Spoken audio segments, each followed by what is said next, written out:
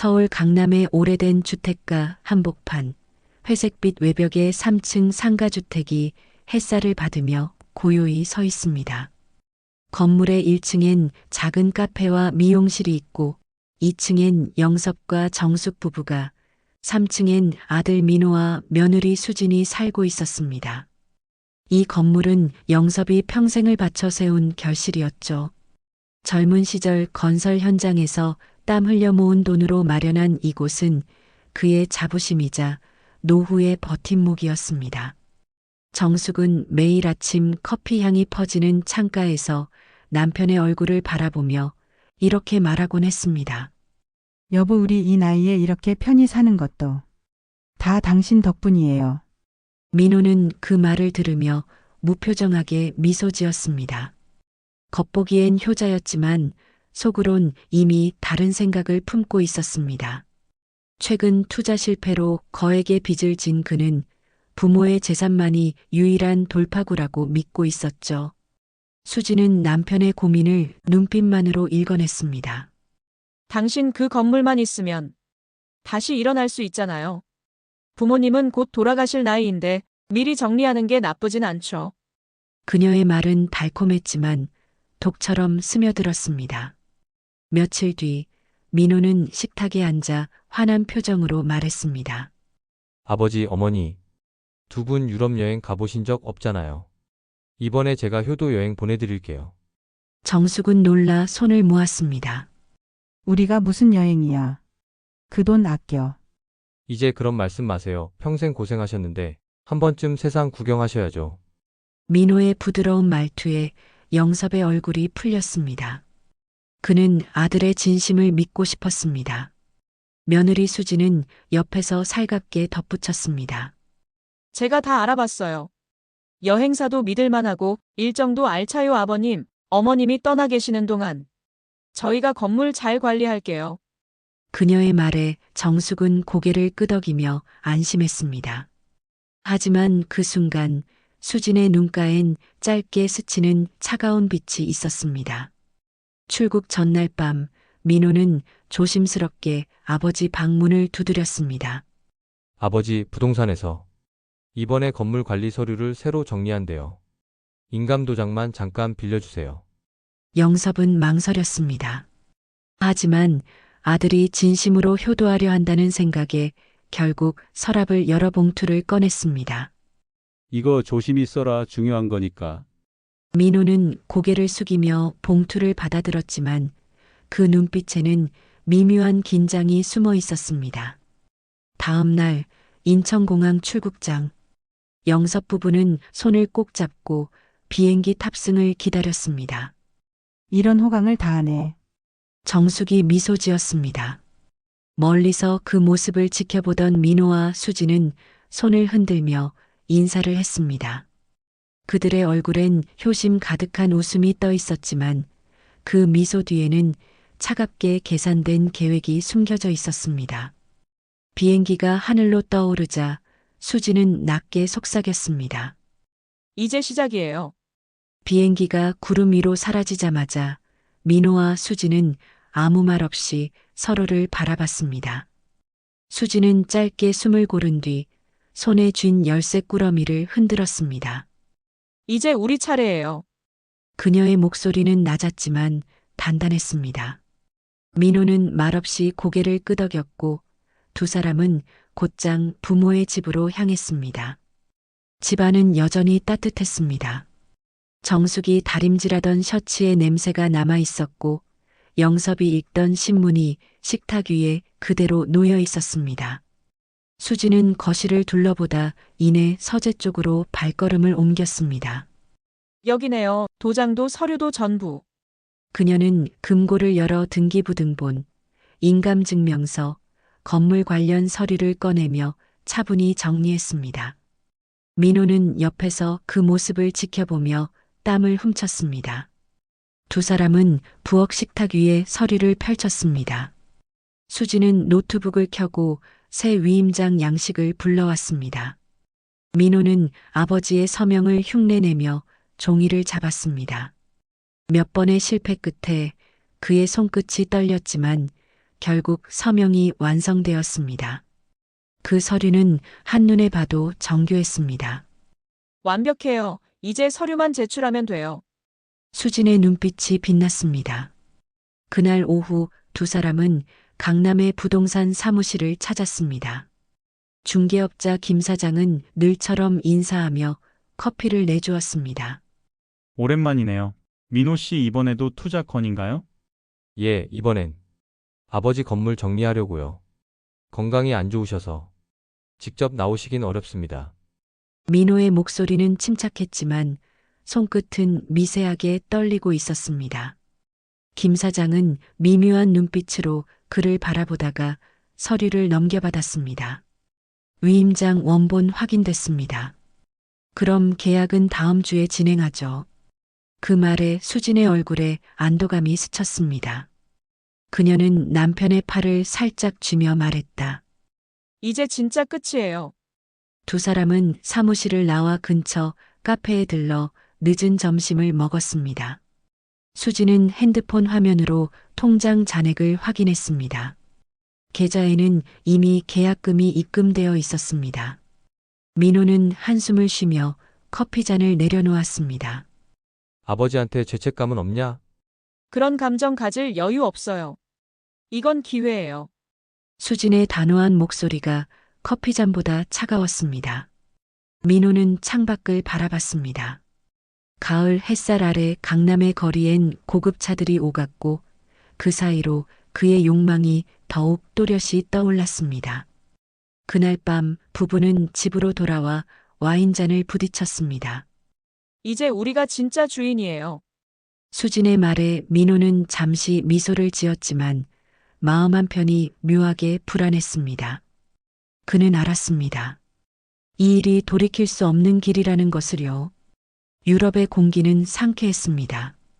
파리의 세느강을 거닐며 정숙은 손을 꼭 잡은 남편에게 미소를 지었습니다. 당신 덕분에 이런 여행을 다 하네요. 영섭은 웃으며 대답했습니다. 다 민호 덕분이지요. 우리가 이런 효자를 뒀다니까. 두 사람은 그 말에 마음이 따뜻해졌습니다. 호텔 창문 너머로 석양이 지고 여행은 그렇게 평화롭게 이어졌습니다. 그들은 몰랐습니다. 그 평화가 얼마나 짧은 것인지. 귀국하는 날 수지는 카카오톡으로 메시지를 보냈습니다. 아버님, 어머님. 한국에 비가 많이 와서 집에 조금 문제가 있지만 너무 걱정 마세요. 정숙은 걱정스러운 얼굴로 휴대폰을 내려놓았고 영섭은 괜찮다라며 그녀를 달랬습니다. 인천공항에 도착한 두 사람은 피곤했지만 행복했습니다. 하지만 택시가 집 앞에 멈추자 이상한 기운이 감돌았습니다. 익숙한 대문 앞에 낯선 표지판이 걸려 있었습니다.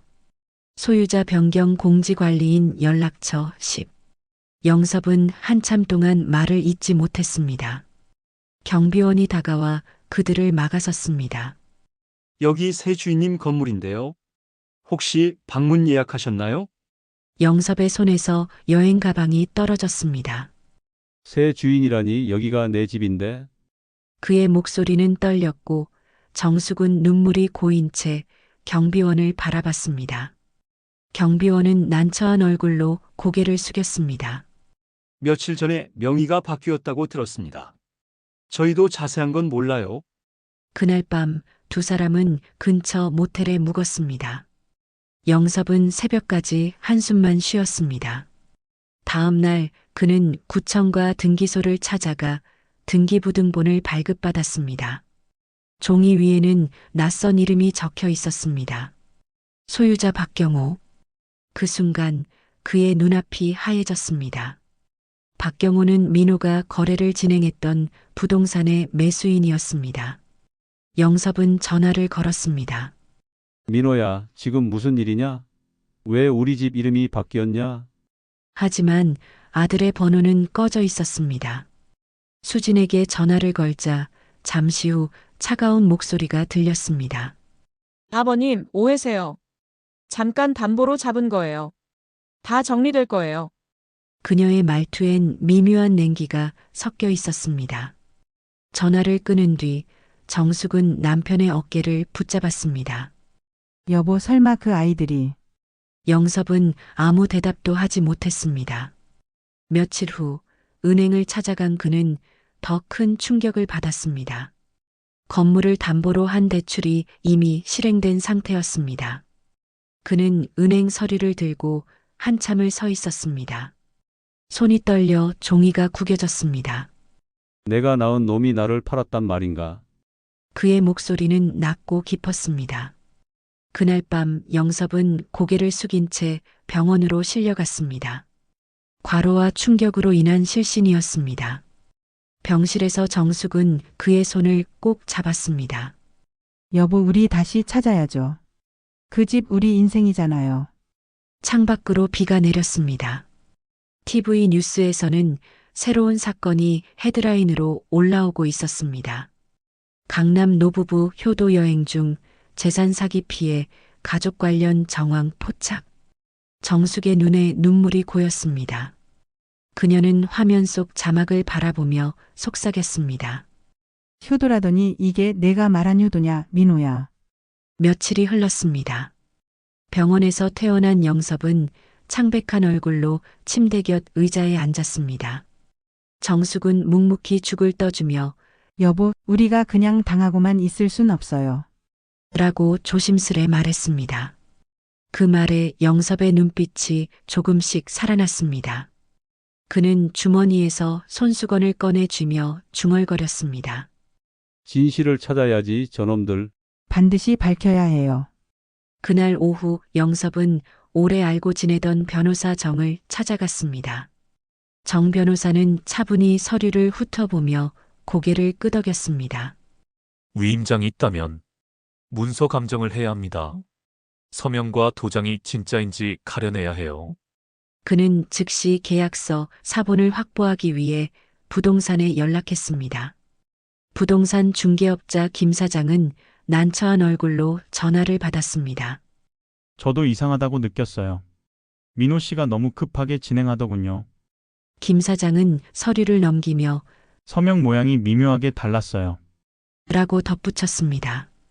정 변호사는 즉시 감정기관에 의뢰했습니다.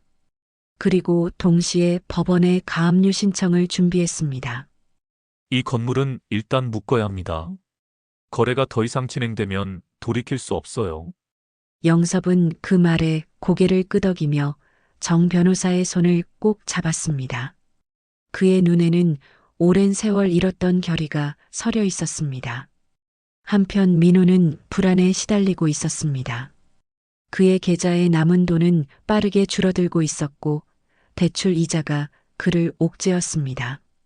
채권자에게 걸려온 전화가 쉴 새 없이 울렸습니다. 언제 갚을 겁니까? 민호 씨? 그는 머리를 감싸쥐며 곧 정리될 거예요. 라고 중얼거렸지만 마음속은 이미 무너지고 있었습니다. 수지는 냉정했습니다. 당분간 연락을 끊어요. 당신 감정이 드러나면 다 끝이에요. 그 시각 영섭은 이웃들을 찾아다니며 조용히 증언을 모았습니다. 그놈들이 여행 가기 전에 누굴 만났는지 기억하십니까? 이웃 노인은 머뭇거리다 말했습니다. 며느리분이 부동산 사장님이랑 몇 번 다녀가던데요. 그 한마디에 영섭의 손이 굳게 말렸습니다. 그는 즉시 그 내용을 메모하며 정 변호사에게 전달했습니다. 며칠 후 경찰에 신고가 접수되었습니다. 김 사장은 스스로 경찰에 찾아가 이 거래, 뭔가 이상합니다. 라며 자진 진술을 했습니다. 서류 원본과 거래 기록이 경찰서로 넘어갔습니다.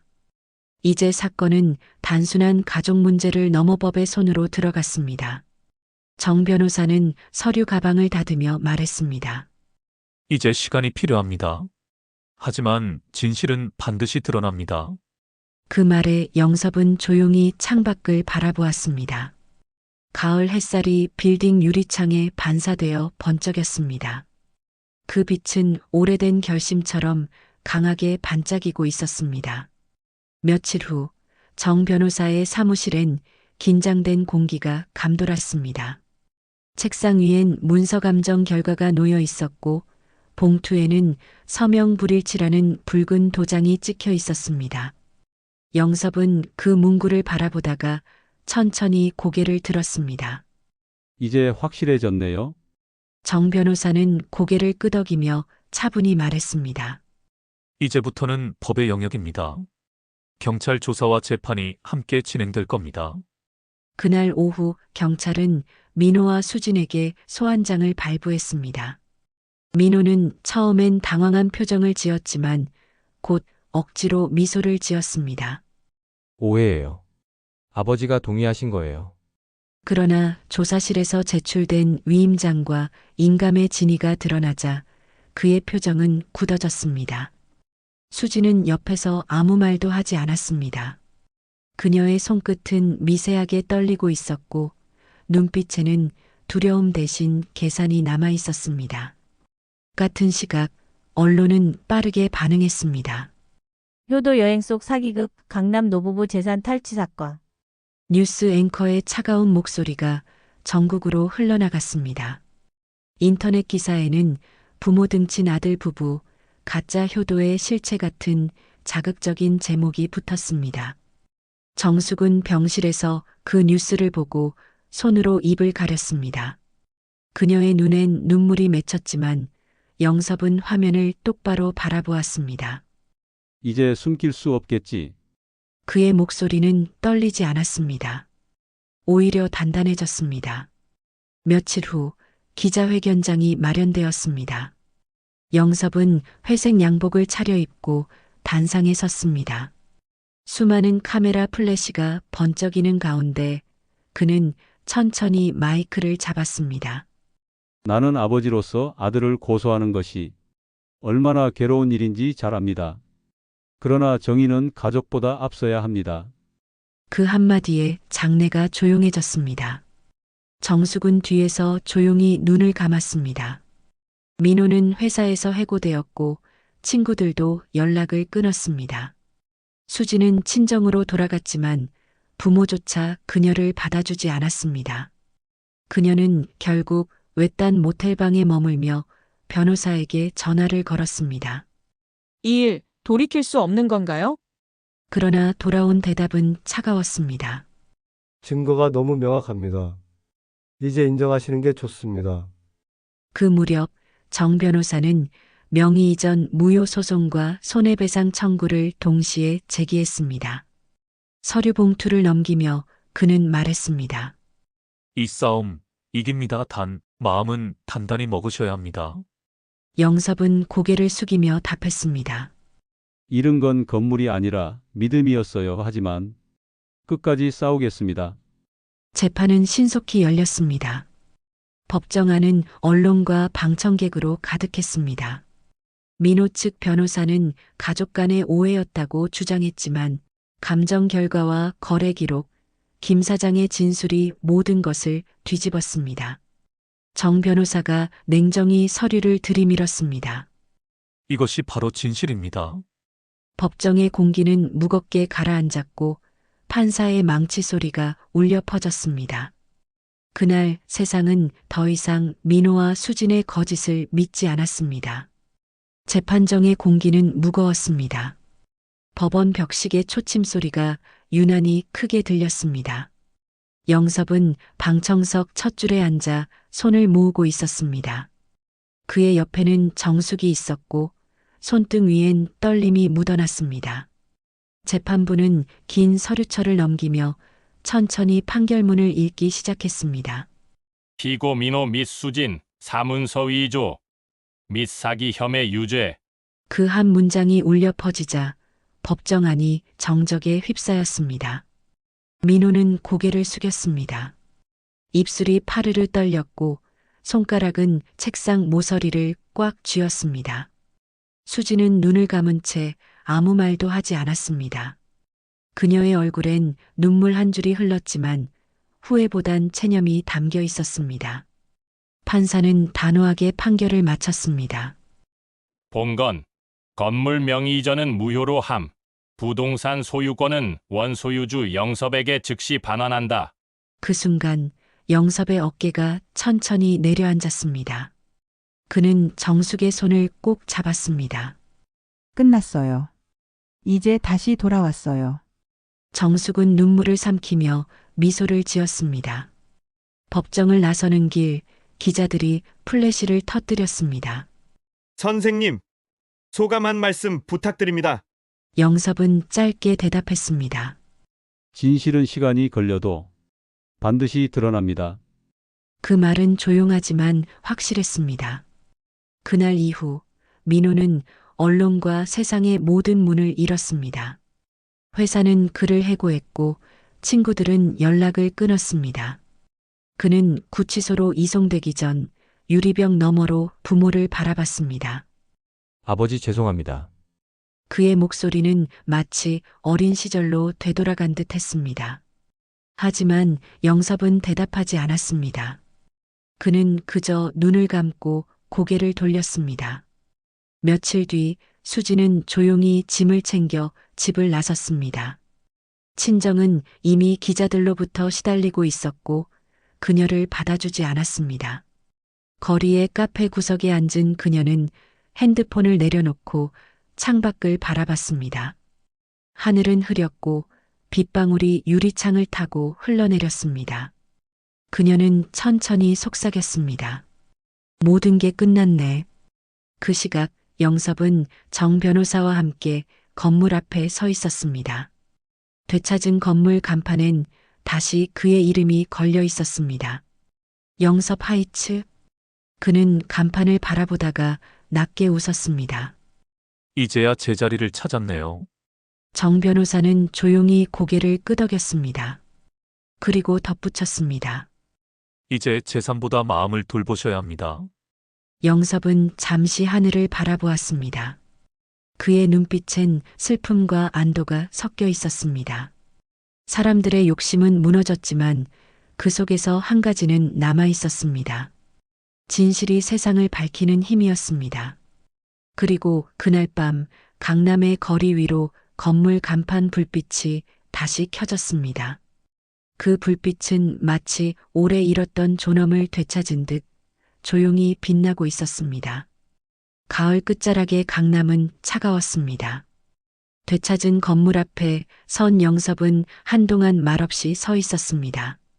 낡은 외벽에는 빗물 자국이 선명했고 유리창 안에는 먼지가 내려앉아 있었습니다.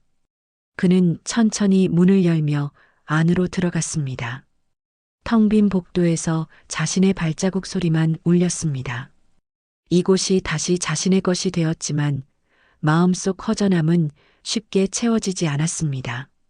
며칠 후 영섭은 세입자들을 다시 불러 모았습니다. 걱정 마세요. 계약은 그대로 유지됩니다. 이제 제가 직접 관리하겠습니다. 그의 말에 상인들과 세입자들은 안도의 미소를 지었습니다. 그 중에는 오래된 세입자 카페 사장도 있었습니다. 아저씨, 정말 다행이에요. 다시 오셔서. 그 한마디에 영섭의 입가에도 희미한 웃음이 번졌습니다. 그는 처음으로 마음 깊은 곳에서 안정을 느꼈습니다. 정숙은 화단을 새로 가꿨습니다. 작은 화분을 들고 마당 한켠에 무릎을 꿇은 그녀는 조용히 흙을 다듬었습니다. 여보, 이 꽃은 봄에 피면 참 예쁠 거예요. 그녀의 손끝은 여전히 부드러웠고 그 손길에는 삶을 다시 시작하겠다는 의지가 담겨 있었습니다. 영섭은 그런 아내를 바라보다가 고개를 끄덕였습니다. 그래, 이제 다시 우리 둘이 살아야지. 정 변호사는 가끔 찾아와 새 계약서를 검토해 주었습니다. 이번엔 꼭 직접 서명하세요. 어떤 일에도 서류는 당신 손으로 마무리해야 합니다. 그의 말에 영섭은 웃으며 펜을 들었습니다. 이젠 2번 다시 남에게 맡기지 않겠어요. 그의 손끝이 종이 위를 천천히 지나갔습니다. 그 서명은 단단했고 흔들림이 없었습니다. 시간이 조금 흐르자 사람들은 그를 다르게 보았습니다. 정의로운 어르신이야. 가족이라도 잘못은 바로 잡아야 한다더군. 동네 사람들의 말이 퍼지며 그의 이야기는 하나의 교훈처럼 전해졌습니다. 영섭은 그 소문을 들으며 조용히 웃었습니다. 정이라 그게 참 멀고도 가까운 말이죠. 그는 그렇게 말하며 다시 건물 안으로 들어갔습니다. 한편 민호의 항소는 기각되었습니다. 수지는 먼 도시로 떠나 아이 돌봄 일을 하며 겨우 생계를 이어갔습니다. 그녀는 여전히 죄책감에 괴로웠지만 연락을 할 용기는 내지 못했습니다. 민호는 교도소에서 짧은 편지를 보냈습니다. 아버지, 언젠가 용서받을 수 있을까요? 그러나 영섭은 그 편지를 열어보지 않았습니다. 그저 봉투를 서랍 깊숙이 넣으며 중얼거렸습니다. 용서는 마음이 준비될 때 하는 거야. 그날 밤 강남의 거리엔 불빛이 고요히 퍼졌습니다. 영섭의 건물 간판 아래로 지나가던 사람들은 여전히 그 이야기를 속삭였습니다. 저기 그 사건 있던 곳이래요. 근데 주인 어르신은 대단하시대. 그 말에 영섭은 창문 너머로 불빛을 바라보며 미소 지었습니다. 그의 마음속에는 후회도 분노도 아닌 단 하나의 감정만 남아 있었습니다. 평온함이었습니다. 삶이 다시 제자리를 찾아가고 있었고 그는 마침내 자신을 되찾고 있었습니다. 겨울이 다가온 강남 거리에 첫눈이 내리고 있었습니다. 가로등 불빛 아래로 흩날리는 눈송이는 조용히 쌓였고 공기는 차가웠지만 평화로웠습니다. 영섭은 회색 모직 코트를 걸친 채 건물 앞에 서 있었습니다. 그의 발밑엔 하얀 눈이 고르게 쌓였고 간판 위에 영섭 하이츠이라는 글자가 은은하게 빛나고 있었습니다. 되찾은 건물, 되찾은 이름, 그리고 되찾은 삶이었습니다. 정숙이 따뜻한 목도리를 두르고 그 곁으로 다가왔습니다. 여보 추워요. 안으로 들어가요. 영섭은 잠시 그녀를 바라보다가 미소를 지었습니다. 조금만 이 불빛을 더 보고 싶어요. 그의 눈에는 잔잔한 감동이 담겨 있었습니다. 두 사람은 말없이 서서 눈이 내리는 거리를 바라보았습니다. 건물 안에서는 작은 불빛들이 하나둘 켜지고 있었습니다. 1층 카페에선 바리스타가 아침 준비를 하고 상가에선 청소기 소리가 조용히 울렸습니다. 다시 살아난 일상의 소리들이 그들에게는 음악처럼 들렸습니다. 영섭은 낮게 속삭였습니다. 이게 바로 우리가 지켜온 거지. 돈보다 이름보다 사람 냄새가 나는 삶. 정숙은 조용히 그의 팔에 손을 얹었습니다. 그래요. 결국 이게 우리가 돌아온 이유예요.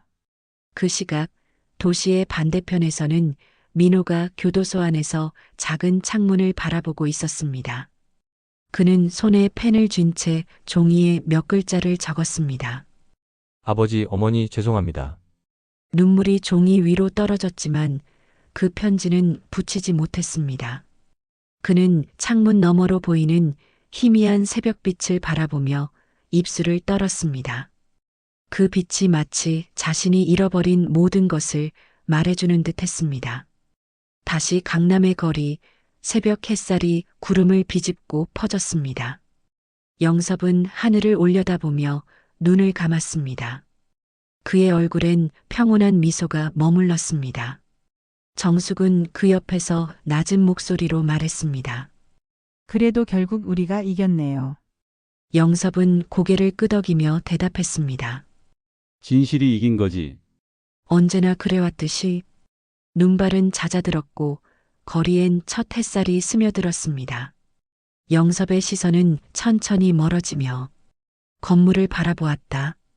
불빛이 점점 더 또렷하게 빛나고 있었습니다. 그 불빛은 단순한 간판이 아니었습니다. 잃었던 존엄과 용기를 되찾은 사람의 마음이었습니다. 진실은 언젠가 돌아온다. 그리고 그 빛은 결코 꺼지지 않는다.